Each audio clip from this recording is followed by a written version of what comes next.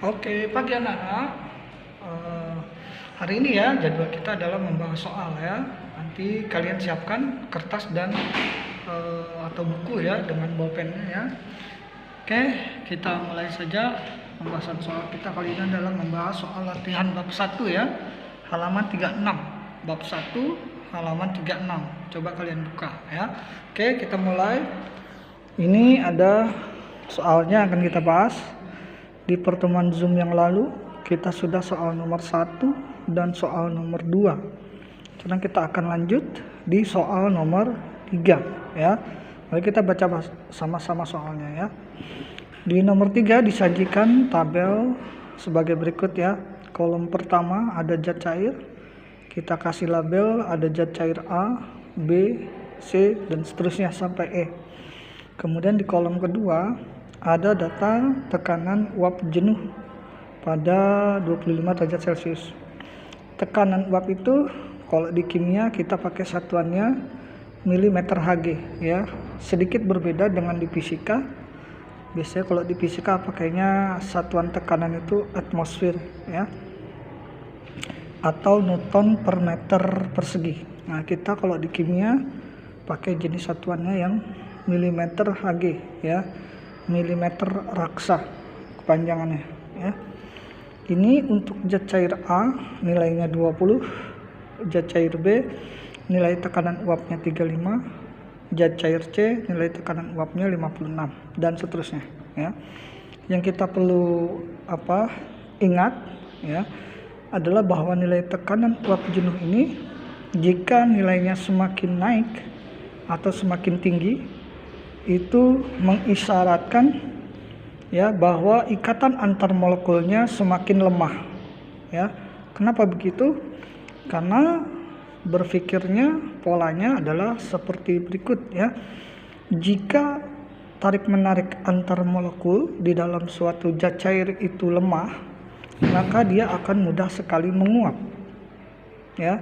Kalau mudah sekali menguap, maka nanti uapnya akan banyak di atas dan uap itulah yang akan memberikan tekanan uap ke segala arah.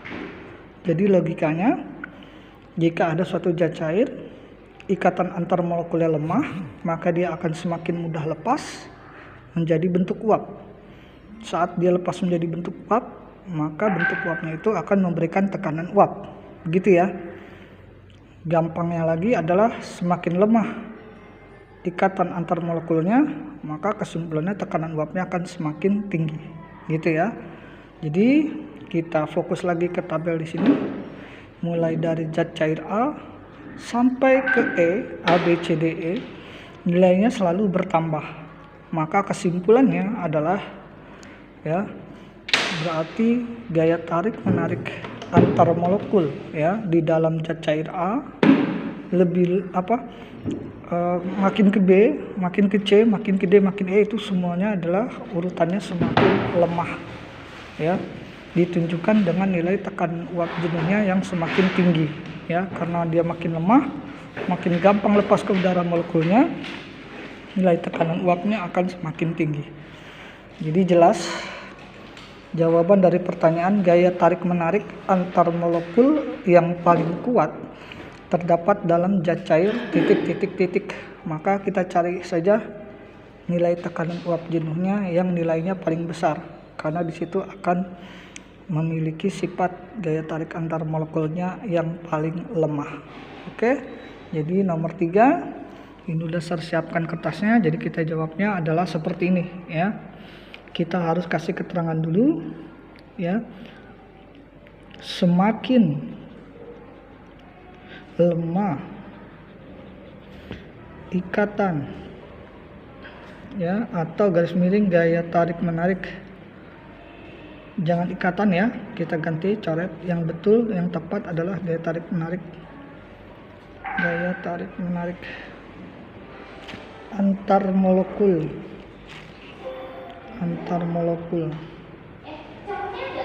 dalam suatu cairan,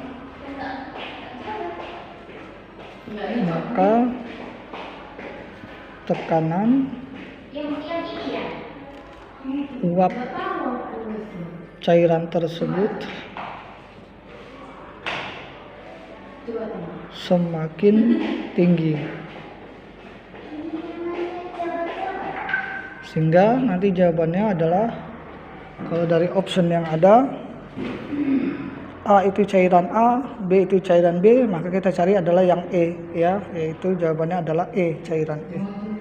Jadi jawabannya adalah E, ya, jawaban E, cairan E, ya. Sekarang kita lanjut ke soal nomor 4, ya. Nah, ini ada 3 buah wadah berisi masing-masing adalah air murni, larutan urea 1 molal pakai L, ya, molal, dan larutan alkohol 1 molal. Nah, yang perlu kita ketahui di sini adalah alkohol itu adalah zat yang mudah sekali menguap, ya. Urea adalah zat yang tidak mudah menguap. Sehingga kalau kita bandingkan antara larutan urea dengan larutan alkohol, ya, itu nanti larutan urea dia akan menurunkan tekanan uap air murninya. Karena larutan urea itu kan hasil pencampuran urea dengan air murni, gitu ya. Nah, si urea ini akan bersifat menurunkan tekanan uap daripada air murni, ya, sebelum ditambahkan urea. Bagaimana kalau larutan alkohol 1 molal? Ini kan berarti ada alkohol dicampurkan ke dalam air. Bedanya dengan urea adalah alkohol itu sangat mudah menguap, lebih mudah menguap daripada air itu sendiri. Nah, sehingga apabila kita punya larutan alkohol dengan air murni, ya, tentu nanti tekanan uap air murni akan bertambah, walaupun hanya sedikit. Kenapa? Karena alkoholnya itu sendiri sudah lebih mudah menguap daripada air. Begitu, ya. Jadi kesimpulannya nanti tekanan uap untuk larutan alkohol ini yang dilambangkan dengan Z itu nilainya akan paling tinggi di antara ketiganya ini, ya. Jadi yang paling kecil yang mana? Yang paling kecil tuh nanti adalah larutan urea nih, 1 molal. Karena sifat larutan urea itu nanti ureanya itu akan menghambat penguapan daripada molekul air murni. Jadi nanti urutannya dari yang terkecil ke yang terbesar itu adalah I dulu, ini paling kecil. Kemudian yang lebih besar sedikit adalah air murni. Kemudian yang lebih besarnya lagi adalah larutan Z atau larutan alkohol. Sehingga nanti jawabannya yang tepat itu adalah C, ya. Y akan lebih kecil daripada X dan X akan lebih kecil daripada Z, ya. Oke, kita tuliskan di sini. Sorry, saya ambil bolpen dulu, ini jatuh, ya. Iya. Jadi kalau saya tuliskan seperti ini, alkohol sifatnya sangat, ya, lebih mudah menguap dibanding air, ya. Sedangkan urea sukar menguap dibanding air,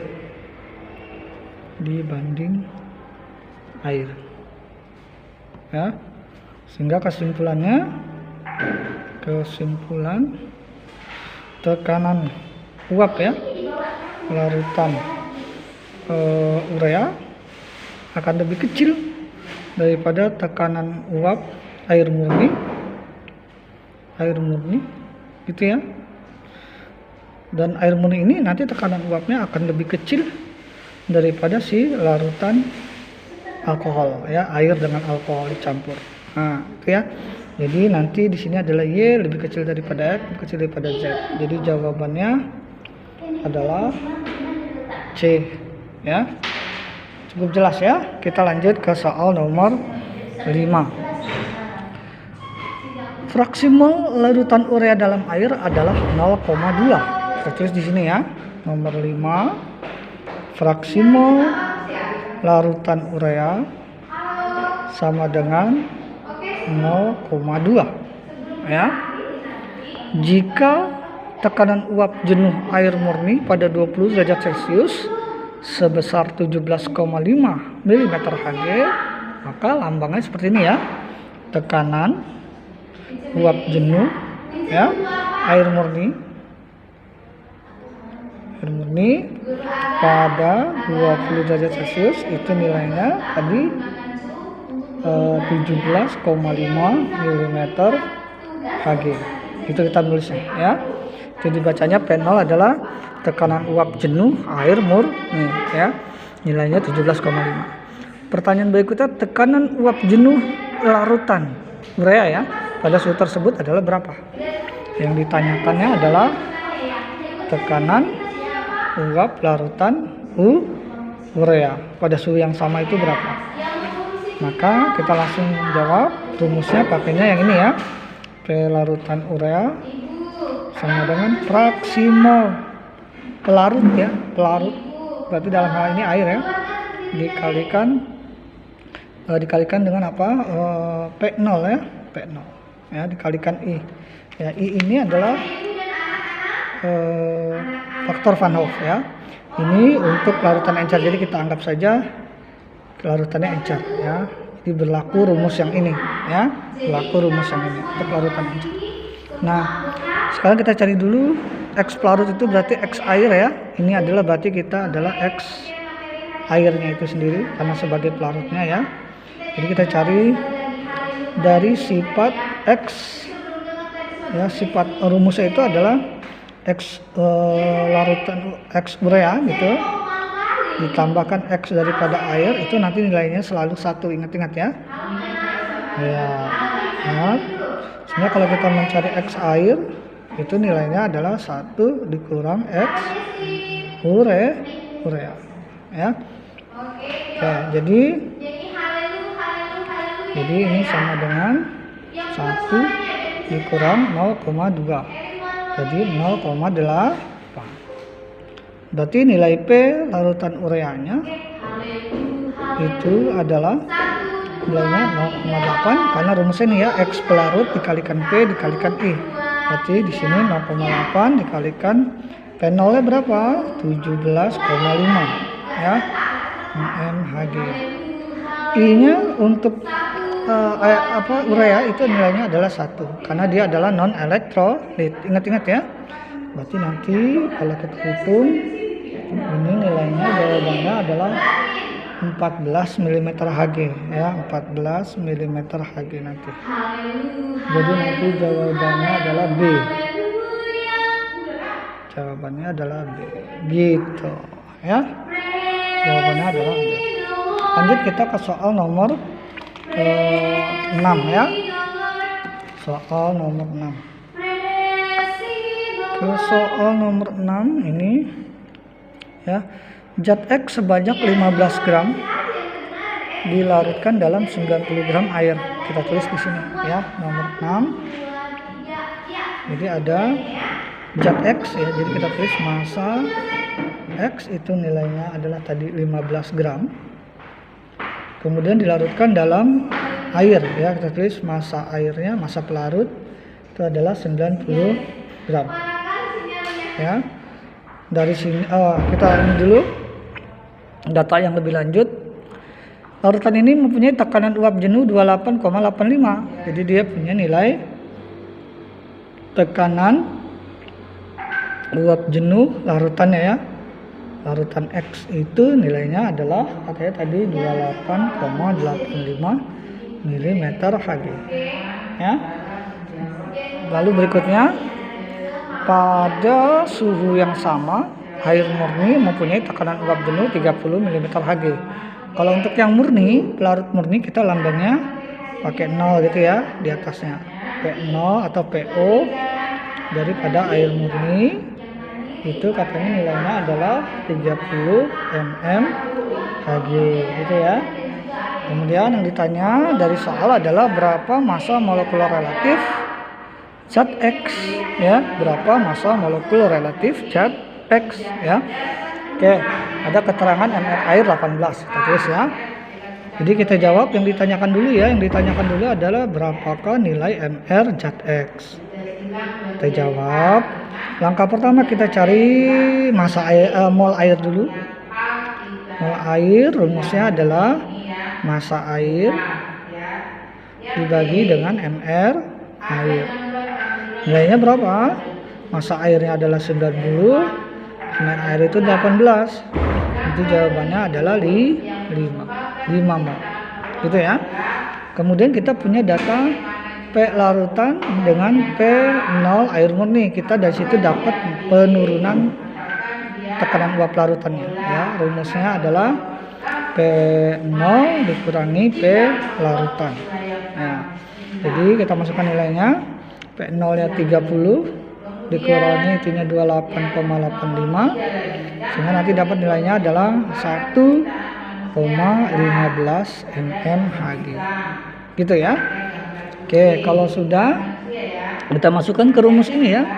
Kita masukkan ke rumus bahwa delta P itu rumusnya adalah X terlarut ya, X zat larut berarti X zat X ya, X dari fraksi mol daripada zat X dikalikan P0 lalu dikalikan dengan faktor Van Hoff daripada zat X ya. Nah, ini karena nggak ada keterangan zat X itu elektrolit atau non elektrolit, kita anggap dia adalah non elektrolit ya. Ini rumus ini berlaku untuk larutan encer ya, untuk larutan encer ya. Jadi nanti I-nya kita pakai nilainya adalah 1, jadi kita anggap dia adalah zat non elektrolit karena tidak ada keterangan elektrolit ya. Kemudian ini kita pakai nilainya adalah 30 mmHg ya, mmHg. Kemudian nah ini kita cari dulu nilainya berapa, nanti kita cari ya. Delta P ini udah ada nilainya adalah 1,15 mmHg. Yuk kita masukkan semua nilainya berarti 1,15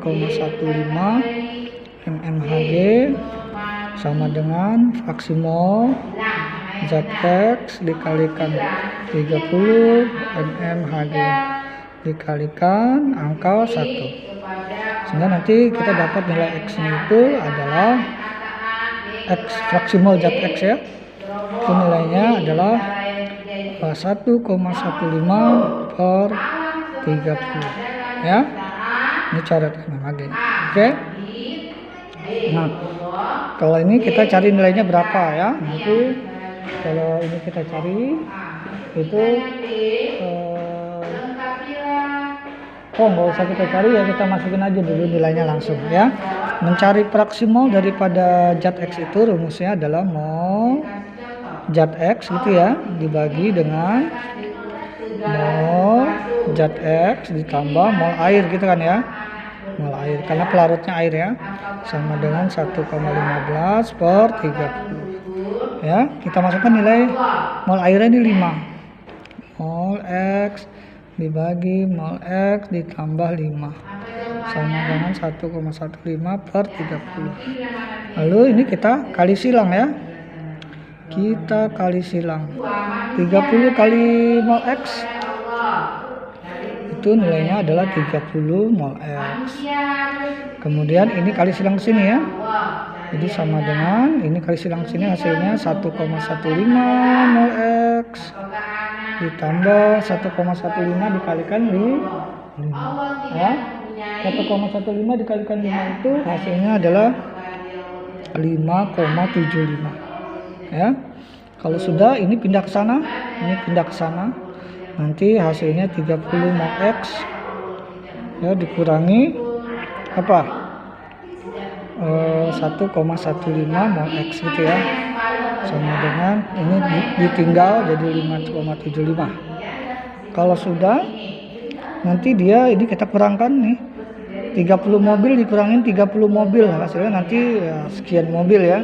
Ini nanti jawabannya 28,85 mol X sama dengan 5,75. Dari sini kita dapat mol X sama dengan 5,75 ya, ini pindah ke bawah jadi 28,85. Jadi kita dapat mol X nya itu nilainya adalah 0,1993 ya. Nanti kita rubah lagi rumus mol itu, mencari mol itu adalah gram X dibagi mrx. Nah, nilainya adalah 0,1993 ini, dan ini sama ya. Nah, kita rubah jadi rumusnya. Lalu ini dengan ini boleh tukeran kalau di matematika, sehingga nanti kita dapat mrx itu sama dengan gram X dibagi 0,1993. Kalau kita masukin angkanya, gram X itu tadi adalah 15 gram di soal diketahui. 15 gram dibagi 0,1993 ya. Nanti dapat nilainya itu adalah sekitar 75 ya. 75, sekian kita buletin jadi 75 saja ya. Jadi 75. Nah, nanti jawabannya adalah di soal itu adalah C ya. Jawabannya adalah C. Oke, demikian sampai sini dulu kita pembahasannya sampai soal nomor 6. Kali ini udah lebih dari 15 menit ya. Oke, silakan disalin. Nanti setelah disalin kalian kirimkan ke Sir ya sebagai catatan. Oke, bye bye.